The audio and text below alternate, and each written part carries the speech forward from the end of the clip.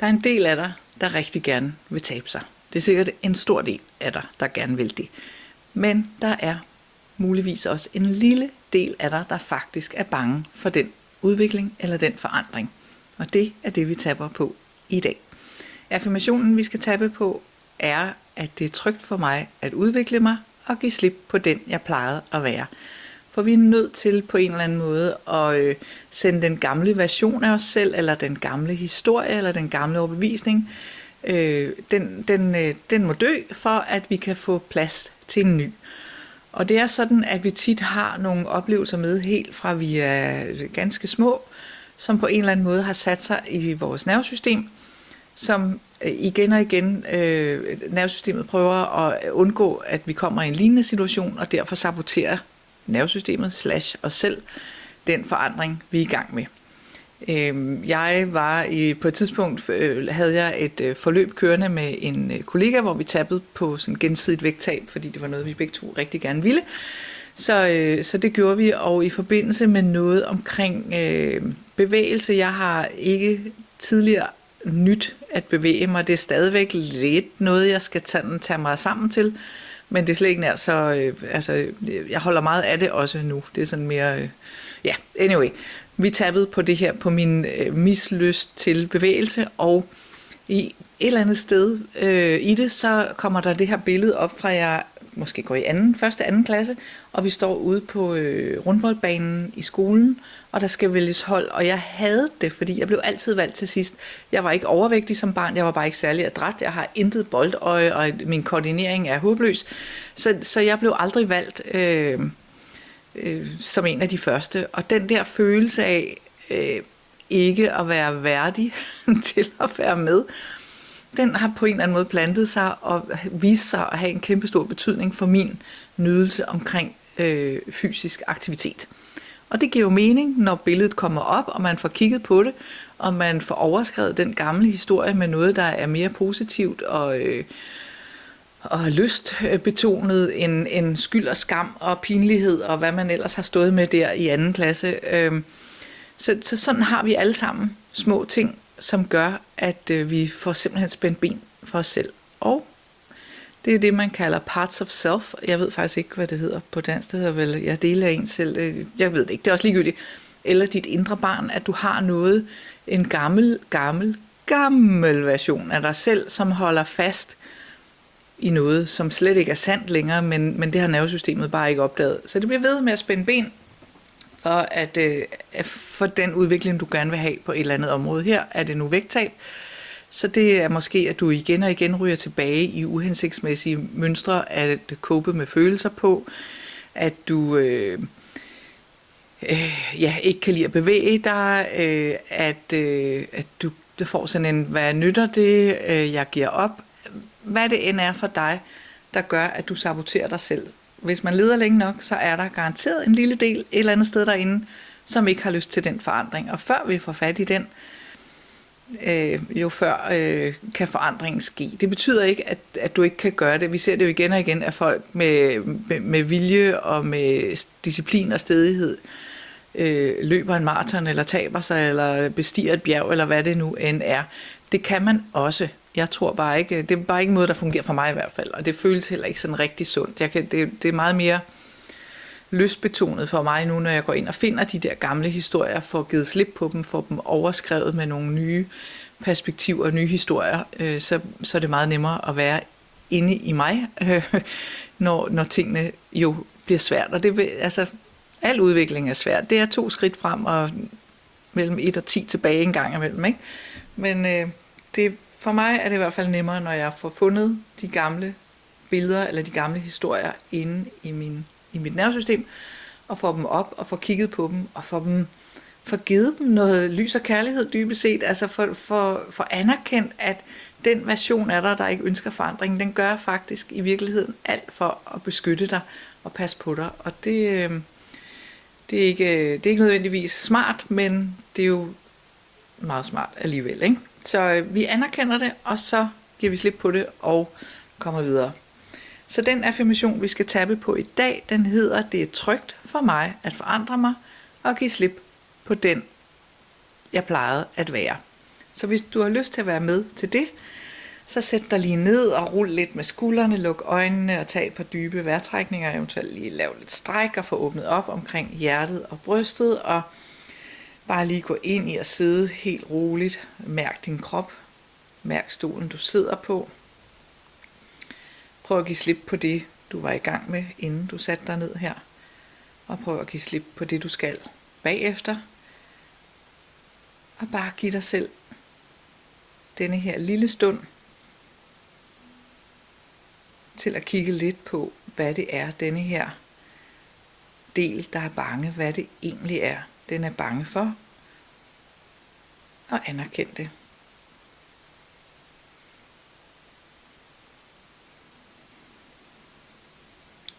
Prøv at mærke, om den frygt, den sidder et sted i din krop, om du kan tune ind i denne her del af dig, som er bange.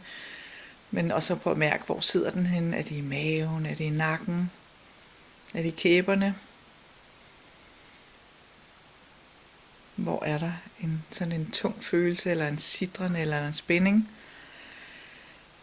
Og hvis du skulle give denne her følelse eller modstand på forandring et tal fra 0 til 10, hvor 0 er ingen modstand, og 10 er massiv modstand, hvad er din umiddelbare modstand så på, at det er trygt for dig at forandre dig, og give slip på den, du plejede at være?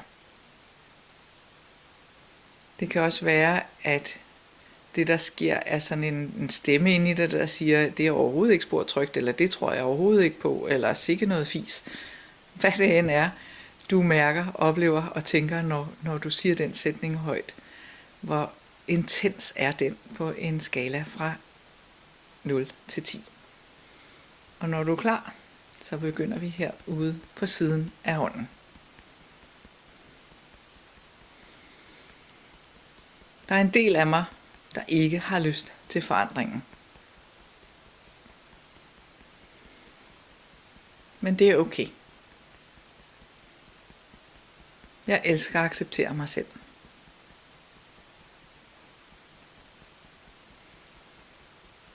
Der er en del inde i mig, der igen og igen spænder ben for min forandring.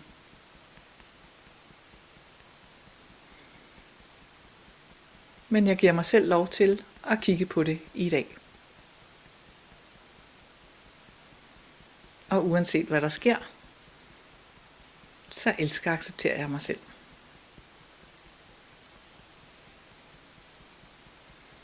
Der er en del inde i mig, der ikke har lyst til at give slip på den, jeg plejede at være. En del, der er bange for forandringen.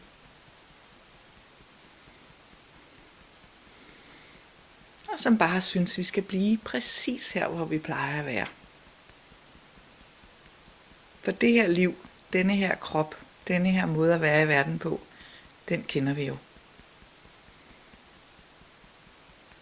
Og det, der er på den anden side, er et vægttab. Og hvad et vægttab vil medføre, både undervejs og bagefter,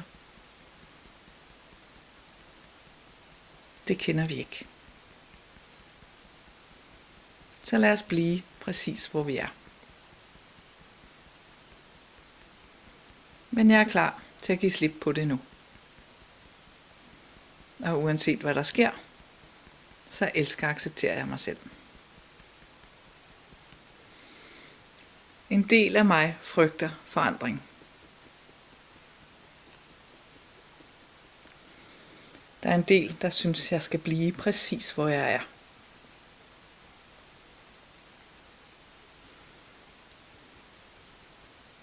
For jeg ved, hvem jeg er lige nu.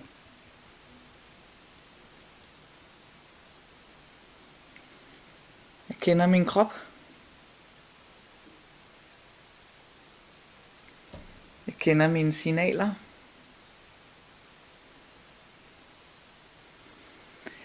Jeg kender alle mine coping-mekanismer.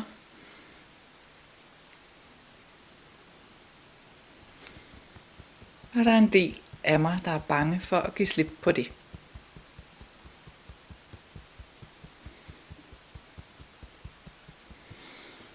Jeg er bange for at fejle.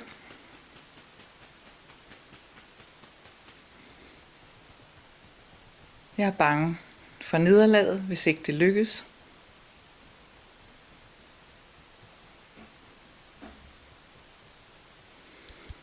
Jeg er bange for at skuffe mig selv.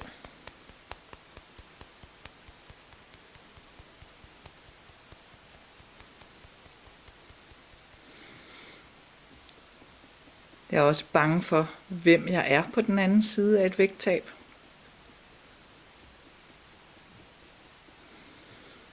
Vil det forandre mine værdier?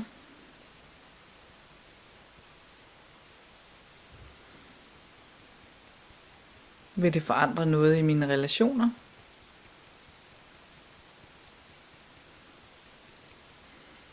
Og vil det forandre noget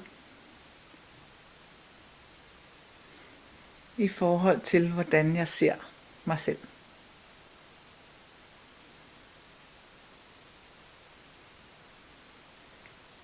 Jeg anerkender, at der er en del af mig, der ikke har lyst til denne her forandring. Jeg anerkender, at der er en del af mig, der er bange for forandring.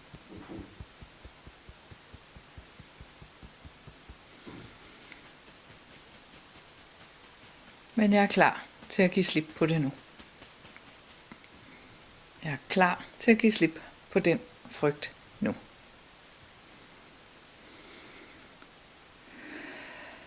Prøv at lukke øjnene og lige gå ind i dig selv og mærke, om følelsen, intensiteten er dalet en lille smule. Det er det, der gerne skulle ske med tapping, at vi går fra 7, 8, 9, hvor vi nu ligger henne på skalaen, og så skulle det gerne bevæge sig ned. Hvis vi sad over for hinanden, så ville vi blive ved med at tappe på den måde, vi har tappet på i denne her runde, indtil du var nede på en 5-6 stykker. Det er der, vi sådan begynder at blive klar til at give slip på den her frygt, som vi lige arbejder med i dag. Er du ikke på en 5-6 stykker, så kan du enten pause videoen og køre et par runder videre, hvor du bare i tale sætter alt det, der kommer op, når du siger noget med denne her del af dig, der er bange. Og på et eller andet tidspunkt, så daler stressniveauet på din frygt, og du rammer en 5-6 stykker, og så er du klar til at gå videre. Der sker ikke noget ved, at du følges med mig og går videre. Det er bare sådan først rigtigt der, dit nervesystem er klar til at give slip. Så enten kan du pause og gå videre, eller du kan sætte lidt mere tid af en anden dag og prøve og se, om du kan få intensiteten en lille smule ned. Det er jo et helt normalt, når man tapper, at der kommer luftbobler op, man bøvser, man nyser, man gaber, at kroppen kommer med en eller anden form for fysisk reaktion. Det er nervesystemet, der ligesom begynder at slippe, eller stressniveauet, der falder, så der sådan er noget af det her inde i os, der får lov til at forlade os. Det er et meget fint billede på hvad der egentlig sker med det minde, eller den frygt, du har, at stille og roligt, hvis du begynder at gabe, så er det fordi frygten er på vej ud af kroppen. Jeg tror ikke, det er det, der sådan rent fysisk sker, men det er noget med, at dit stressniveau falder, og så kan kroppen rent fysiologisk give slip på nogle ting. Men jeg bilder mig ind, at det hænger sammen. Så hvis du gaber og nyser og bøvser og hvad ved jeg, så er det bare et super tegn. Vi er klar til runde 2, som er den, hvor vi giver slip på det her, vi arbejder med. Og igen kan du lige tune ind og mærke, hvad sker der inde i dig, når du siger, at det er trygt for mig at forandre mig, og jeg kan give slip på den, jeg plejede at være. Føles det lige knap så modstandsfyldt at sige det højt. Når vi er klar, eller når du er klar, så tapper vi her på siden af hånden. Jeg kan stadig mærke den del af mig, der ikke har lyst til forandringen. Jeg kan mærke, at det stadig føles lidt utrygt. Men jeg er klar til at kigge på det nu. Og uanset hvad der sker, så elsker og accepterer jeg mig selv. Jeg er ikke helt tryg ved forandring.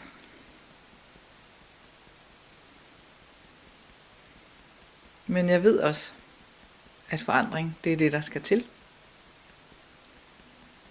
hvis jeg vil nå i mål. Så er jeg villig til at give slip på min frygt nu.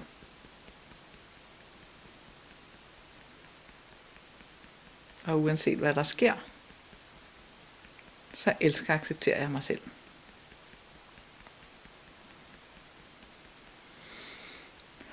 Det føles stadigvæk utrygt, rigtigt at forandre mig. Og utrygt at give slip på den, jeg plejede at være. Men jeg er klar til at give slip på den del af mig, der holder fast.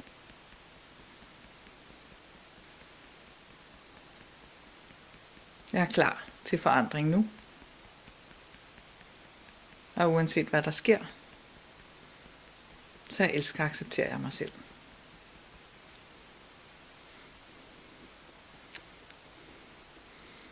Det føles stadigvæk ikke helt trygt at forandre mig. Der er stadig en del af mig, der holder fast i den gamle version af mig.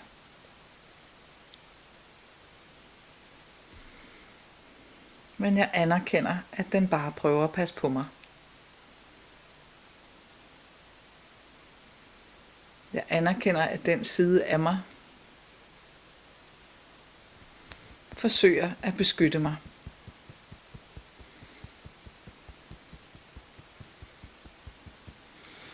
Og den har forsøgt at beskytte mig i mange, mange år.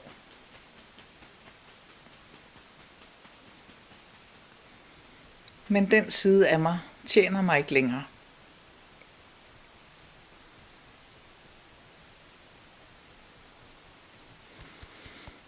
Jeg er klar til at sige tak, fordi du passede på mig. Men nu er det tid til noget nyt.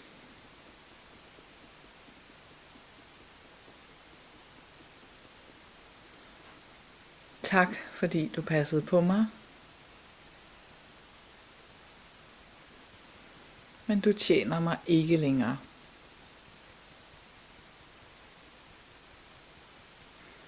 Jeg giver slip på den side af mig selv, der er bange for forandring.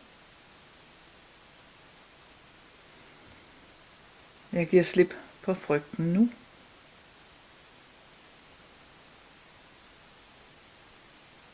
Jeg giver slip på den, jeg plejede at være.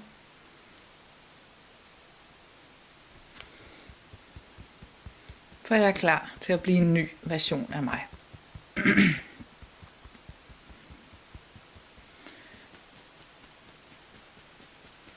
Så jeg giver slip på den, jeg plejede at være. Jeg giver slip på frygten nu.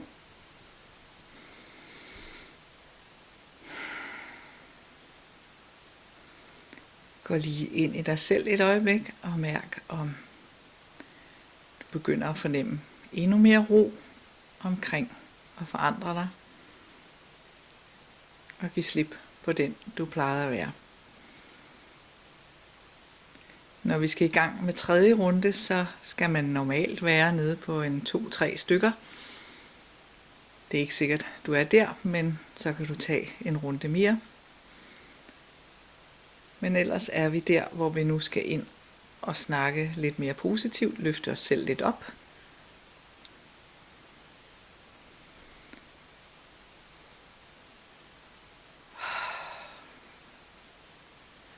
Og når du er klar til det,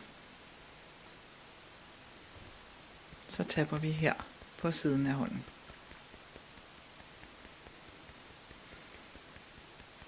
Det er trygt for mig at forandre mig. Og jeg giver slip på den, jeg plejede at være.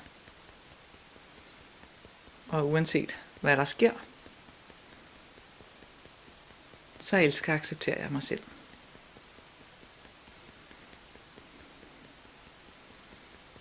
Det er trygt for mig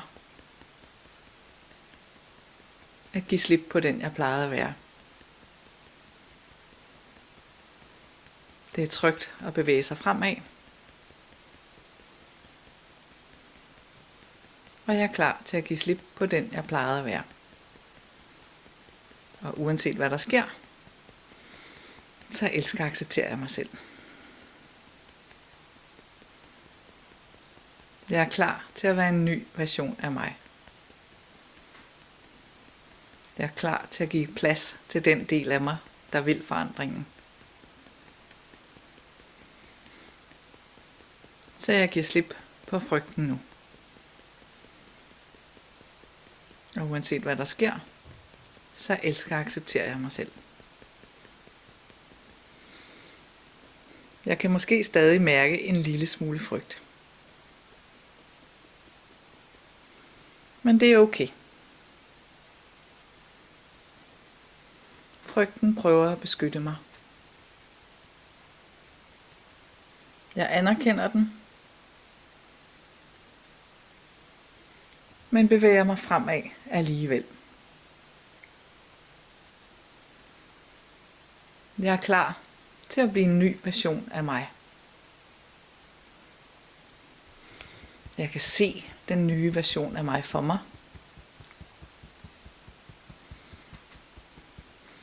Jeg kan se, hvilke værdier hun har. Hvad der er vigtigt for hende. Og jeg kan se alle de måder, hun passer på min krop på.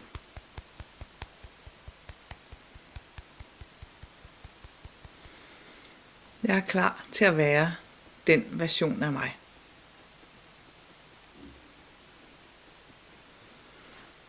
Den version, der passer på sig selv.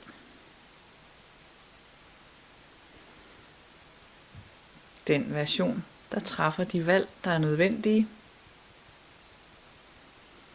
for at nå i mål med mit vægttab.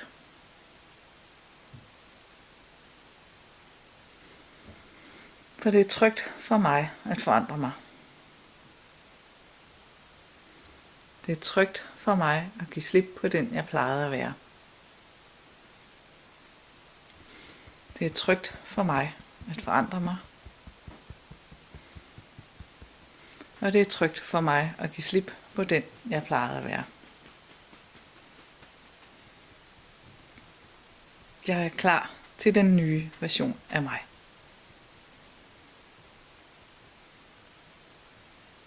For det er trygt at være denne her nye version af mig.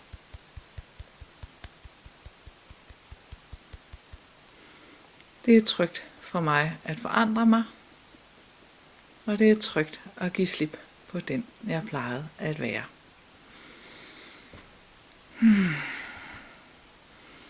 Jeg håber, at der er lidt ro i din krop nu, og at du har lyst til at tabe med igen i næste uge. Det foregår lige her på kanalen, og tab løs dagligt, hvis det er noget, du kan mærke, at der skal arbejdes lidt mere med.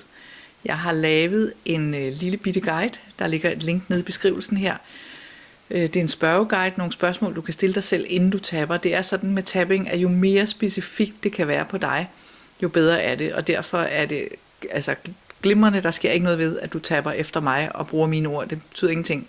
Men jo mere specifikt du kan blive på dine følelser, dine oplevelser, dine historier, jo bedre, eller jo hurtigere og jo nemmere bliver det for dig at give slip på de gamle overbevisninger. Så det har jeg lavet en lille guide til, hvordan du kan prøve, inden du tapper, og se, om der er nogen, prøve at tappe ind, eller altså ikke tappe, men tune ind på din egen fortælling, og finde dine specifikke detaljer. Det er jo selvfølgelig også det, vi gør i en 1-til-1 tapping, der spørger jeg jo virkelig meget klienten, og så er det jo klientens ord, jeg bruger, ikke min egen. Men det kan jeg jo ikke her, og det er også helt okay, fordi at det betyder, man laver ikke noget værre af at bruge en andens ord. Så tab endelig med igen, hvis du har lyst, og hent guiden, hvis du har lyst til det, og finde dine egne specifikke ord for det, du tapper på. God fornøjelse.